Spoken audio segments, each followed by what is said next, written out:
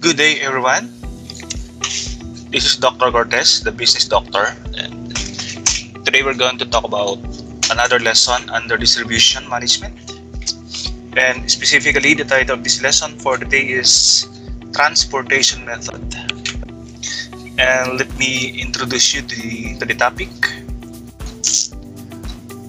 Okay.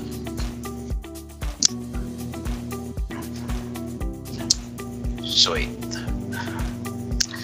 Okay, so these are the outcome or the objectives of the lesson. So I want to focus on minimizing the cost or the time of transportation. That is the number one objective of this topic. That I hope you can use this one in distributing your goods and services or inventory to the different branches or outlet of your company, of your business later on. And here are the things to be covered: the transportation model and assignment model. Okay, and as a background of this topic, so let me read first the definition of this topic, transportation model. The transport problems deals with the distribution of goods. So very focused on our subject, distribution management. We're going to distribute goods or services from several points of supply.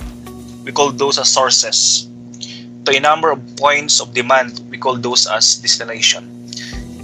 And just so we are given the capacity of goods at each source and the requirements at each destination.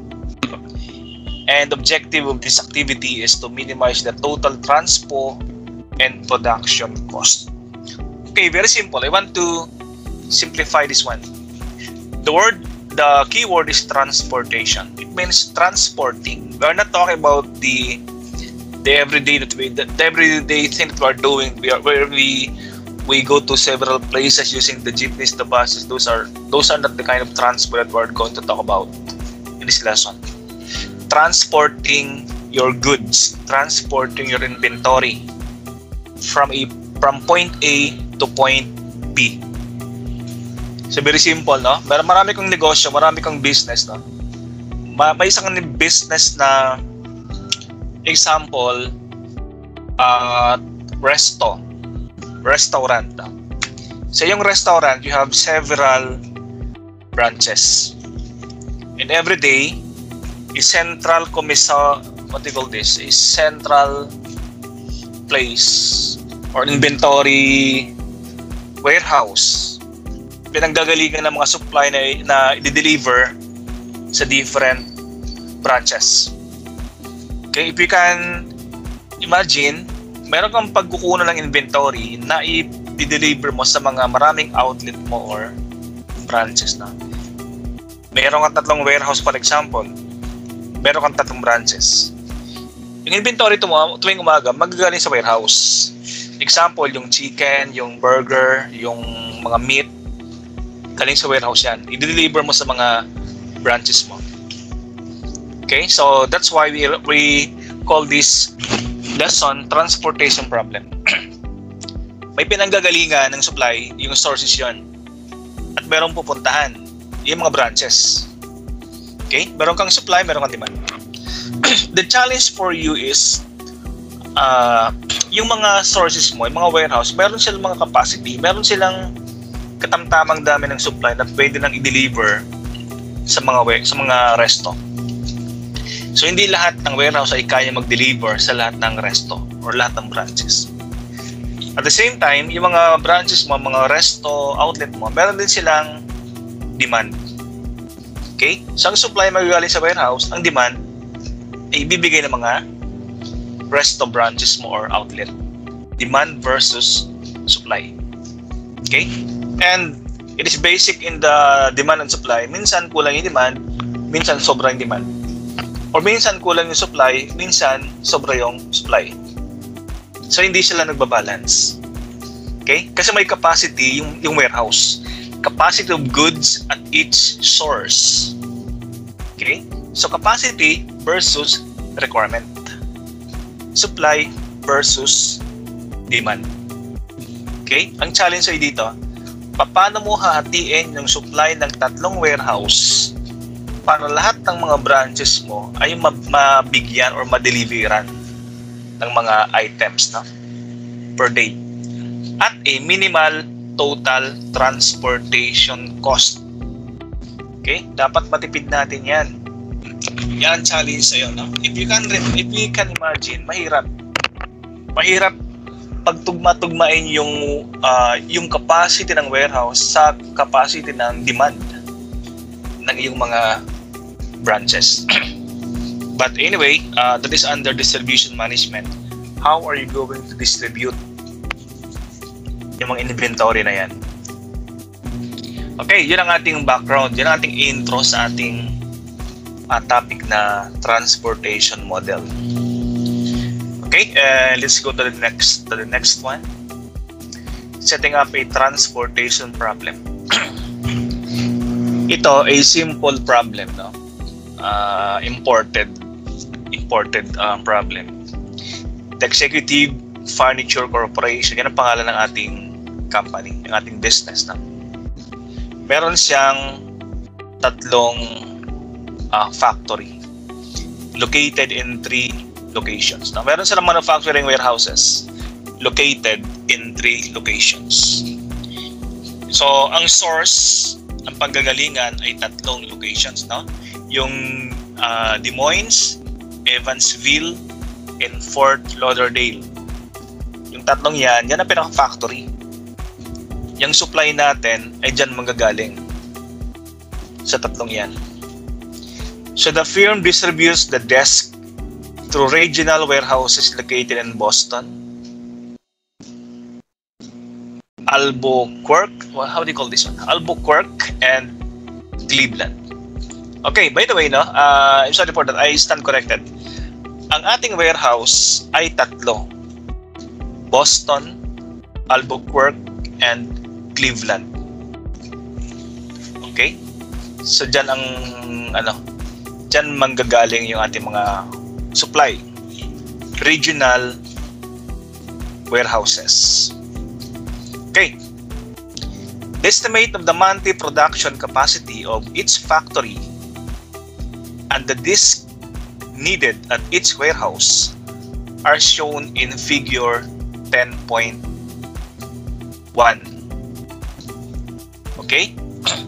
So, 3 location na panggagalingan, 3 destination din. Okay? 3 warehouse, 3 factory. So, warehouse versus factory. Okay? Yung supply magagaling sa factory. I-deliver sa mga warehouses. Okay? So, source versus destination. Supply versus demand. So, tatlo to, no? Okay? Factory, 3, Des Moines, Evansville, and Fort Lauderdale. Ang warehouses, 3 din, Boston, Albuquerque, and Cleveland. Now, to give you a visual presentation of this one, let's have the next slide.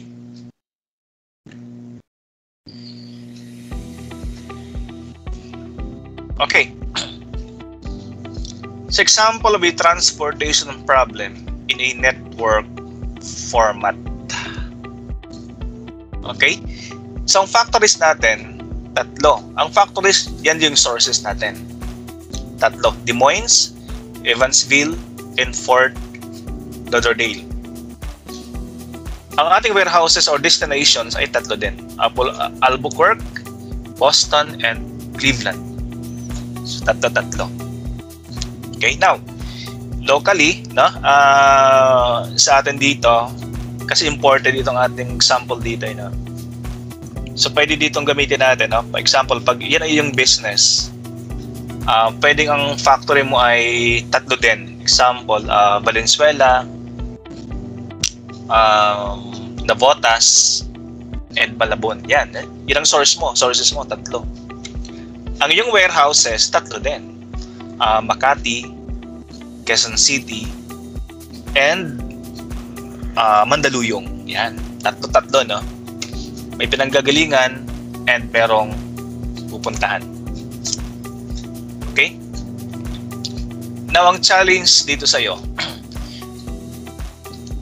actually, no? Actual situation, real talk, no? Yung factory mo or sources mo, meron silang capacity. Ibig sabihin, meron silang kaya lang i-supply. Hindi nila kakayanin. Each factory ay meron silang capacity. Or, yan yung kaya nilang i-supply or i-deliver sa mga warehouses. Example, yung Des Moines, ang kanyang capacity ay 100 units lang, na? Given dito. Yung Evansville, ang kanyang capacity is also 300 units. Ang Fort Lauderdale, ang kanyang capacity is also 300 units. Yan ang kanilang kaya lang supply, or we call those as capacities. 100, 300, and 300 units supply. Alright? Now, yung warehouses natin or destinations, tatlo din siya. Meron din silang requirements, or we call those as yung demand. Supply versus demand na. Yung Albuquerque, ang kanyang requirement or ang kanyang kailangan na units ay 300 units. Alright? Yung Boston, ang kanyang requirement or kailangan is 200 units. Cleveland, it needs 200 units. 200 units requirements. Alright? So ito yung supply, capacities, ito yung demand, requirements. Ang challenge sa'yo, given this one, visually, no? Kikita na natin siya. Given this situation, paano mo i-deliver yung supply na lahat ng requirements ay mapupunuan natin? Ang challenge dito, at a minimal cost. Yung gastos, hindi masyadong marami. Tipirin natin yung ating cost. Transportation cost. Okay? Normally, pag hindi mo alam yung transportation model na to, ang gagawin mo ay tsamba, no? Paikot-ikot ka dyan. Example, Des Moines, magde-deliver sa Albuquerque, magde-deliver sa Boston, magde-deliver sa Cleveland. Pag hindi mo lang transportation model, ang gagawin mo yung Evansville, magde-deliver sa Albuquerque, Boston, Cleveland, taghalo-halo na, guys, no? Nag-criss-crossing na. Pag ginawa natin to, siguro, no, yung ating gastos, nako, napakalaki. Kasi paikot-ikot tayo, hindi natin na plano. That is the challenge for you, no? That is the objective of transportation model, to minimize the cost. Okay? Mga shipping routes, yan. Ikot-ikot, no? So, given this one, we're going to plan paano natin i-deliver yung capacity ng mga factory natin to the warehouses. Okay? Using routes at a minimal cost. Okay? So, let's sub this one. Let's sub the solution for this one. Okay? So, this real problem, mangyayari sa inyo to. It will happen to you guys na if you have businesses later on that kailangan mag-deliver araw-araw sa maraming mga outlet or maraming branches coming from different sources or supply. Okay, let's have this one. So, i-set up natin. Setting up a transportation problem. So, production cost daw. Production cost, ito yung ginagastos dun sa warehouses or ginagastos dun sa factory sa pag-manufacture ng mga products na i-deliver. Yung mga units na i-deliver ng bawat factory, ginagawa yon dun sa factory at mayroon siyang production cost. Okay, so production costs are the same at the three factories, so the only relevant costs are shipping from each source to each destination. Yung cost sa tatlong factories daw, lahat ng units na ginagawa sa tatlong factories are the same. The same production cost. For example, 10 pesos per unit, pareho lahat. Doon sa tatlong factories na yan. Okay, so irrelevant pala yung production kasi pare-pareho. Okay, walang problema doon. Magkaka-problem ay sa transportation cost or sa shipping cost from the supply to the destination, from this factory to the warehouse. Yan ang ating relevant cost. Shipping cost or transportation cost. Titiparin doon natin transpo cost or shipping. Costs are constant no matter the quantity shift. Yung transportation cost daw ay pare-pareho gaano karami yung i-deliver mo. Cost per unit cost per unit are constant or the same per unit kahit ilang piraso ang di-deliver natin. Kung 5 pesos per unit ang delivery, pare-pareho. Kahit ilang piraso i-deliver mo, 5 pesos per unit ang cost, ang shipping cost. The transportation problem can be described as how to select the shipping routes to be used and the number of desks to be shipped on each route so as to minimize total transport. Ang i-deliver natin, di ba, from the 3 factories to the warehouses are office desk. Yan ang product ng executive furniture. Desk, tables, office tables sa ating di-deliver. So, bawat table meron siyang transportation cost. But the costs are constant regardless of the capacity or regardless of the quantity delivered. Pare-pareho, hindi siya nagbabago. Siya ang challenge natin. Okay, restriction regarding factory capacities and warehouse requirements must be observed. So, pag magde-deliver tayo, take note guys hindi tayo pwede mag-deliver ng lampas sa ating capacity. Kung babalikan natin yung ating problem, for example, yung Evansville, hindi siya pwede mag-deliver ng 305 kasi ang kanyang capacity is only 300 units. Ang Fort Lauderdale, hindi siya pwede na mag-deliver ng 305. Ang kanyang capacity is only 300. So, pag mag-deliver ka, within your capacity lang daw. We must observe the capacity. Now, the same thing, yung sa warehouses naman, hindi sila pwede magpa-deliver ng lampas sa kanilang requirements. Example, ang requirement ng Boston, it only needs 200 units. No? Hindi sila pwede magpa-deliver ng 210. Kasi lampas na rin sa kanyang requirements. Albuquerque, hindi pwede magpa-deliver ng 303 units kasi ang kanyang requirement is only 300 units. No? Yan ang ibig sabihin ng restrictions regarding factory capacities and warehouse requirements must be observed. Restricted ka kung ilan lang ang pwede mong i-deliver and restricted ka kung ilan lang ang iyong requirement. Yan ang ibig sabihin niyang restriction na yan. Okay, so these are the things to be used in setting up, in solving our factory in solving our transportation cost. Okay, so let's sum this one. First thing to be done, setting up a transportation problem. So we have additional data. The first step is setting up the transportation table. Okay, so we should know first the transportation per unit if we are going to deliver from a factory to the warehouse. Okay, example.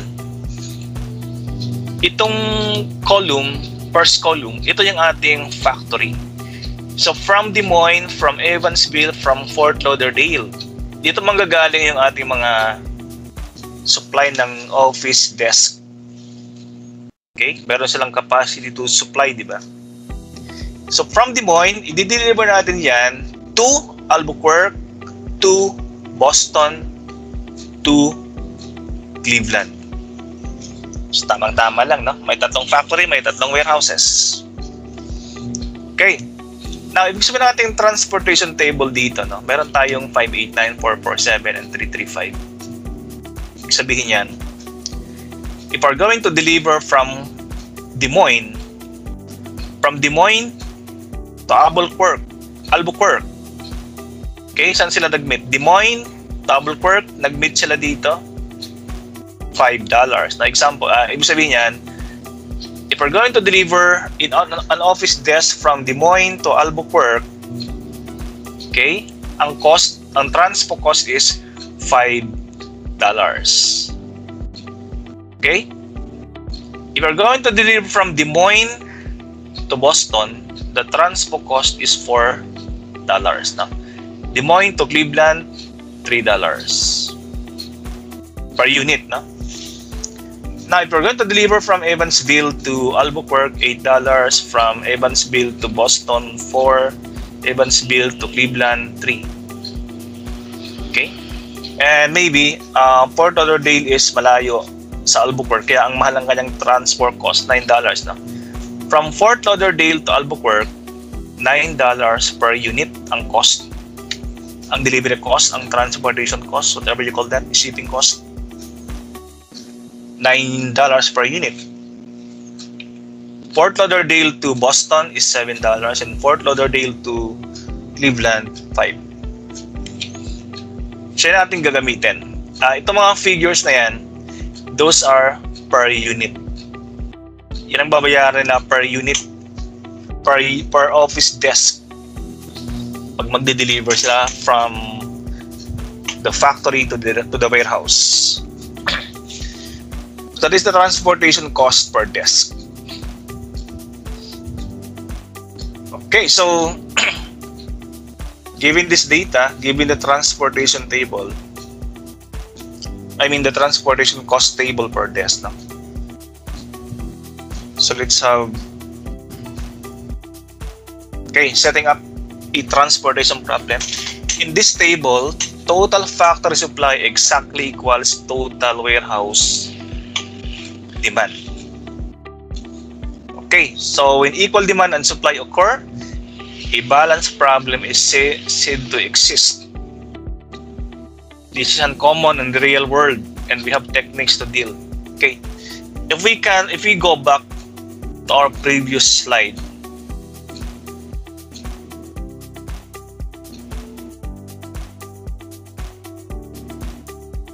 okay, this one. The total supply or the total capacity ng mga factory ay 100 plus 300 plus 300, that is 700. Ibig sabihin, tatlong factories na yan, ang total capacity nilang tatlo ay 700 units. Yan ang capacity ng tatlong warehouses. Okay, now let's go to the demand. 300 plus 200 plus 200, so the same, 700 din ang requirement or demand ng tatlong warehouses. So pareho lang, 700 is equal to 700. So supply is equal to demand. So walang problema. No? Yan ang sinasabi dito. In this table, total supply exactly equals total warehouse demand. 700 versus 700 is equal. Okay, so no problem if equal, we call that the balance problem. Balance, 700 is equal to 700, balance. The problem is, in real situation, real world, bihira yung balance na yan. Bihira yung 700 yung supply at 700 ang demand. Bihira yan. Hindi palagi nangyayari. Minsan mas malaki yung supply, minsan mas malaki yung demand. Okay? Anyway, we have techniques on how to solve that problem. Pinapakita lang dito na pag pareho yung supply and demand, we call that the balance problem. Now, if the supply and demand are not equal, that is what we call the unbalance problem. Okay.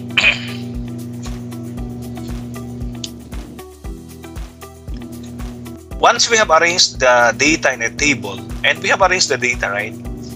We must establish an initial feasible solution. So we're now starting to create the solution, to generate the solution for this transportation problem.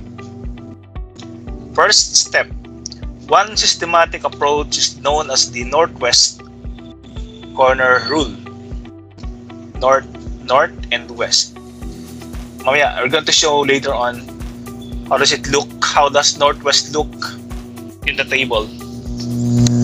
So Northwest corner rule means we should start in the upper left hand cell. Always start at the, basta, we're going to show later on, but just remember the word upper left hand. You always start at the upper left. And allocate units to shipping routes as follows. Okay, so gawin natin, mag-start tayo mag-deliver from one factory. Okay, then i-exhaust muna natin or ubusin muna ng supply ng factory na yan bago tayo lumipat sa kabilang factory. Take note, we have 3 factories. Okay? Ubusin muna natin supply sa isang factory bago tayo lumipat sa kabilang factory. Okay, now, number 2, we should also exhaust or ubusin mo ng demand ng warehouse requirement bago lumipat to the next. Ibig sabihin, okay, pag magsusupply tayo, yung supply ng isang factory ubusin muna at wag ka munang aalis pag hindi pa nasusuplayan yung isang warehouse. Pag may kulang pa isang warehouse, wag ka munang aalis doon. Sabihin, wag mo nang iwanan ang isang warehouse pag hindi pa puno yung kanyang demand. Okay? Pag kulang sa isang factory, saka lilipat. That is what we call exhausting. Exhausting the supply and exhausting the demand. Ubusin mo na ang supply bago umalis. Punuan mo na yung demand bago iwanan. And check that all supply and demand requirements are met. Yan, no? Supply and demand requirements should be met bago iwanan. Yan natin gagawin sa ating table. Okay, maybe you are still confused, no? Maybe you don't have yet a picture of what is going to happen sa table natin. We can explain this one, this slide, if we have the table now. And let me check if, all right. So after setting up the problem, after setting up the data, the tables, we're now going to develop an initial solution. Number 1, sabi ko kanina, no? You remember the Northwest rule. You remember the upper left rule. All right. Number 1. We're going to start at the upper left. Sabi ko kanina, begin in the upper left-hand corner. We assign 100 units from Des Moines to Albuquerque.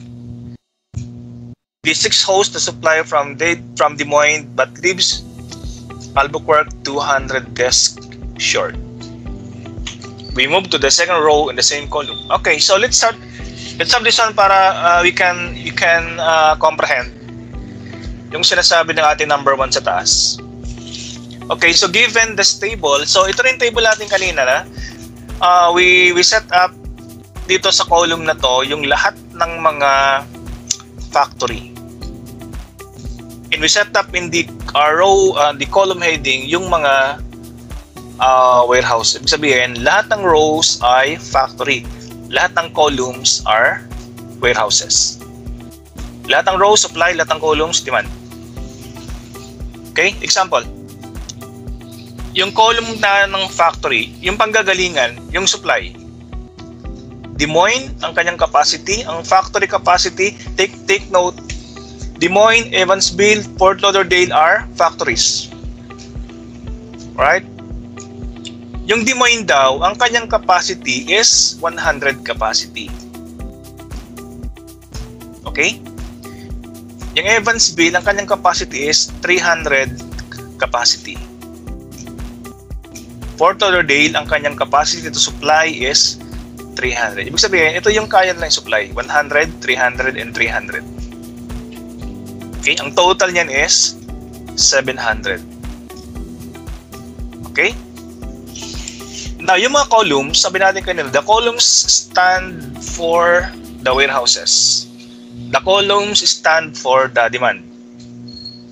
Okay? Example, Albuquerque, ang kanyang requirement is 300. Ang Boston, ang kanyang requirement is 200. Cleveland is 200. So, ang setup ganito. So, anong gagawin nyo ganito? You set up the columns, lagyan ng column heading ng warehouse, warehouse, warehouse. Set up the rows, lagyan ng row headings, Des Moines, Evansville, and Fort Lauderdale. And opposite nila, sa dulo, ilagay yung kanilang capacity. Capacity, capacity, capacity to supply. Okay? And opposite ng Albuquerque, Boston, and Cleveland, ilagay yung kanilang requirements. Requirements, requirements, requirements. Ang kanilang total, sabi natin kanina, balance. That's why the same, 700. 700 ang kayang supply, 700 ang demand. So no problem, equal. Alright? Okay, next thing to be done, ilagay yung transportation cost per unit. Ilagay yung 589,447,335. Okay? O baka may magtanong mamaya, baka may magtanong sa inyo, nanggaling yan dito sa ating previous slide. We can recall, meron tayong table na pinakita kanina, cost per unit ng transpo. Yan. 589,447,335. Yung mga cost per unit na yan, ilagay lang natin sa doon sa small squares. Yan.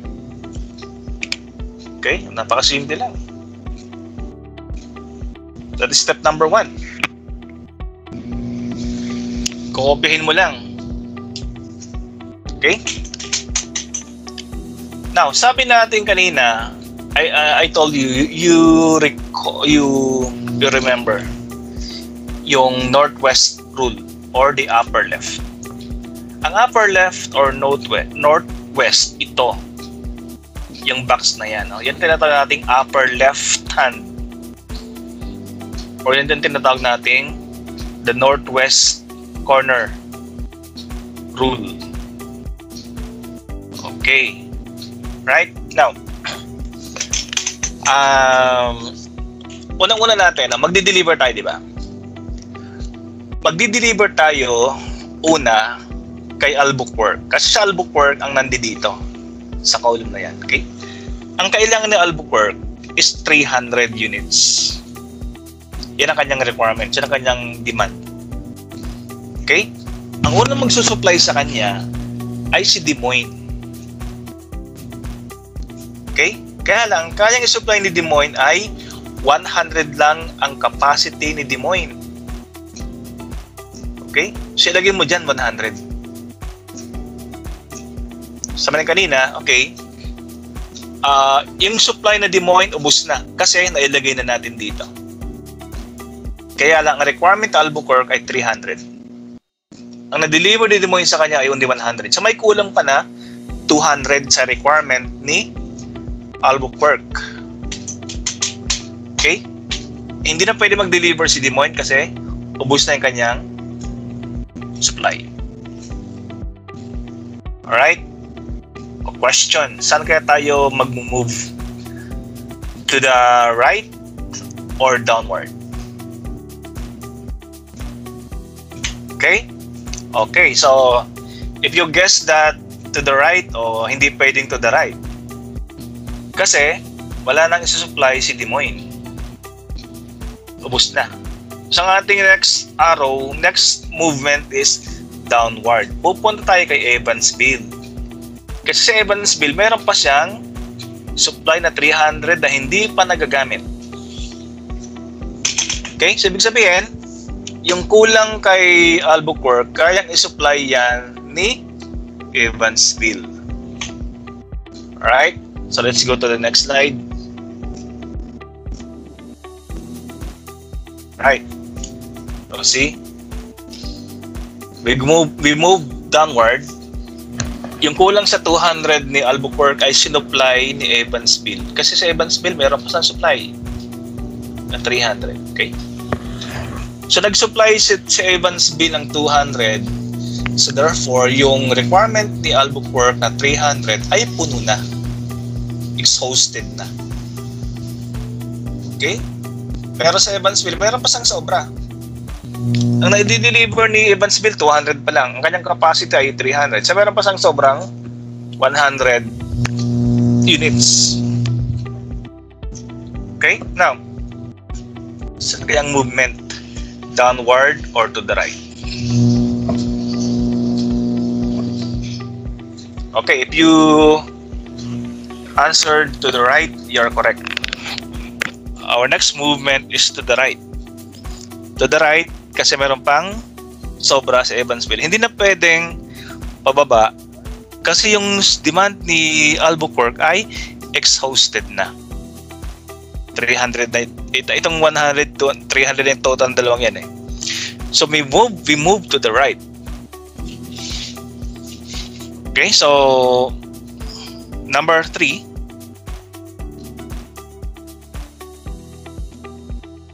Okay, so that's correct. Now we move to the right. Kasi meron pang natitirang supply sa Evansville na 100 lang.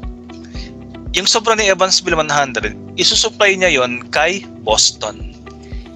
Take note guys, hindi na pwedeng supplyan sa Albuquerque kasi puno na. Pero si Boston naman ngayon ang ating susupplyan. Kailangan ni Boston ng 200 demand. 200 units ang demand ni Boston. Okay, so Evansville, pwede pa sang supply na Evansville ng 100. Okay? So yung supply na Evansville, ubos na. Kasi naibigay na siyang 200 dito, tapos naibigay 100. So, ubos na ang supply na Evansville. Pero, kulang pa yung demand ni Boston. May kulang pa sa demand ni Boston. Ang demand ni Boston, 200. No? Ang na-deliver sa kanya so far is only 100. So, kulang pa siya ng 100. Alright? So, guess, no? Saan ang movement ng ating arrow? To the right or to the left? To the right or downward? Ting! Okay, if you answered downward, you are correct. Okay, obviously hindi na pwedeng to the right kasi ubos ng supply ni Evansville. The movement is downward. Yung kulang na 100 sa demand ni Boston ay isusupply ni Fort Lauderdale. So the movement is downward. Okay, so let's go to the next slide, downward. Charan! Okay. So 100. So we move downward. Okay, ang demand ni Boston is 200. So eksakto na. Nag-deliver na ng 100 sa Evansville, nag-deliver na rin ng 100 sa Fort Lauderdale. So exhausted na yung demand ni Boston. Alright. Now, si Fort Lauderdale, mayroon pang natitira sa kanya na 200. Eksakto, yung 200 na natitira kay Fort Lauderdale ay tamang-tama yon sa demand ni Cleveland. Kasi ang demand ni Cleveland ay 200 din, no?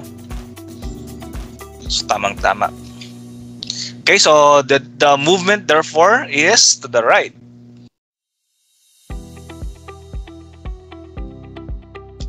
Okay, eksakto na. Okay, so yung tinatawag nating balance guys. Yung demand ng mga warehouses ay napunuan na ng supply ng mga factories natin. Okay, sa dito dapat yung total sa rows ay tama, 100, 100. 200 plus 200 is equal to 300. 100 plus 200 is equal to 300. Yung rows ay equal. The same thing with the columns. 100, 200 is equal to 300. 100 plus 100 is equal to 200. 200, 200. Okay, yan tinatawag nating balance. Okay?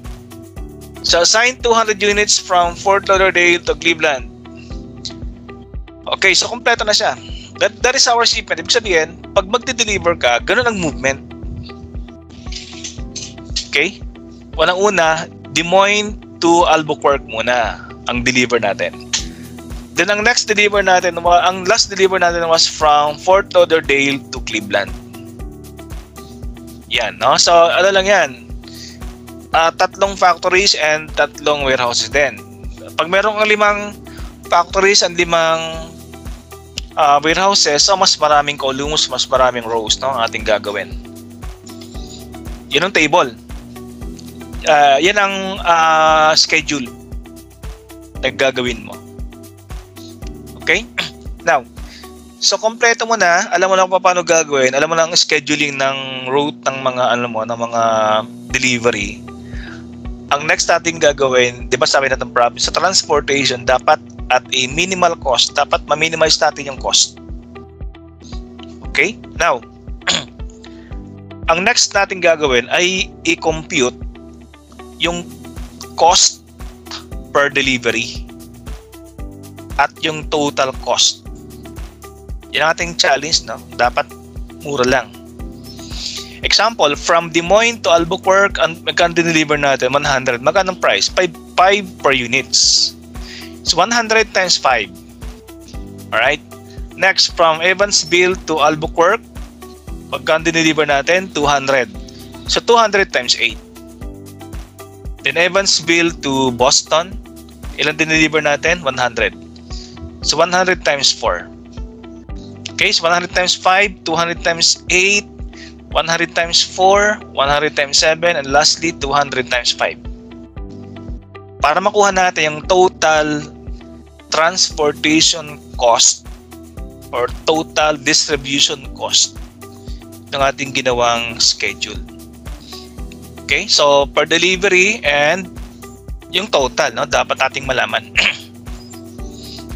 Okay, so next thing to be done, ilagay nyo lang yan sa isang table, no, tulad nito.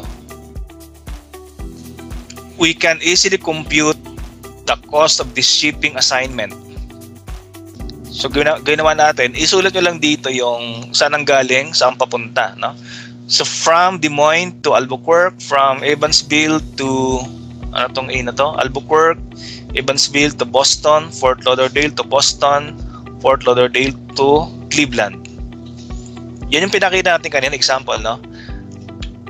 Des Moines to Albuquerque. Ito yon kanina, di ba? Yan. Des Moines to Albuquerque, 100 times 5. Okay? So, ang nakalagay dyan, D to A, 100 times 5 is equal to 500. Okay? So, ating schedule, meron tayong 5 na schedule. Kaya meron tayong 5 rows dito. So, multiply lang natin. 200 times 8, 16. 100 times 4, 400. 100 times 7 is 700. No? So, per delivery, and you get the total, 500 plus 6 plus 1, 6 plus 4 plus 7 plus 1 is equal to 4,200. So, ang total cost ng ating delivery ay $4,200. Yan, sinasabi natin, Kwan. Okay, don't worry, pwede nyo gamitin to. Sir, paano pag sa walang problema, no? Basta alam mo kung saan ang galing at alam mo kung saan pupunta. Kung alam mo yung panggagalingan ng mga products mo at saan sila i-deliver. Alright? At dapat alam mo rin yung capacity ng bawat panggagalingan at demand ng bawat pupuntahan. At dapat mo ring malaman yung cost per unit per delivery para makompute mo yan. Okay, example, from Mandaluyong to Makati, yan. From Las Piñas to Makati. From Las Piñas to Bulacan. Diba? From Fort Santiago to Bulacan. Fort Santiago to, ano tong letters yun na to? To Caloocan. Okay, so madali lang yan, ha? So, I hope that this lesson will help you in scheduling your deliveries or scheduling how are you going to distribute yung mga products nyo from one source to another source. Now, this solution is feasible. Pwede sa mangyari But we need to check if that is the optimal. Sir, meron pa bang ibang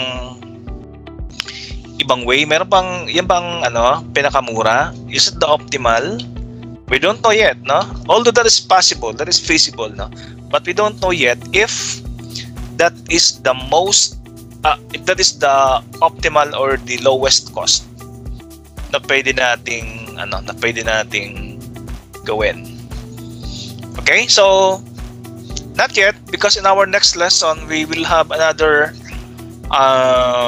what do you call this? Another way of solving itong problem na to. Kasi may tanong dito eh. Ito bang solution na yan? Is it the optimal? Hindi natin alam, no? But in the next lesson, I have another lesson, no, na it will tell you if kung optimal na ba to or yung optimal yung ating susunod na lesson. So we're going to check, we're going to compare sa mas mura itong solution na to or the next solution to be given sa ating mga next lesson. But for the meantime, at least you now have an idea if how you're going to deliver or distribute yung mga products nyo. And I hope that I have shared something on this one, on transportation model of distribution management, and just use this one in your businesses, no? Pwedeng gamitin sa mga negosyo nito. Okay, so at this moment, this has been Dr. Cortez, your business doctor, signing off, and see you around, guys. Thank you. Bye bye.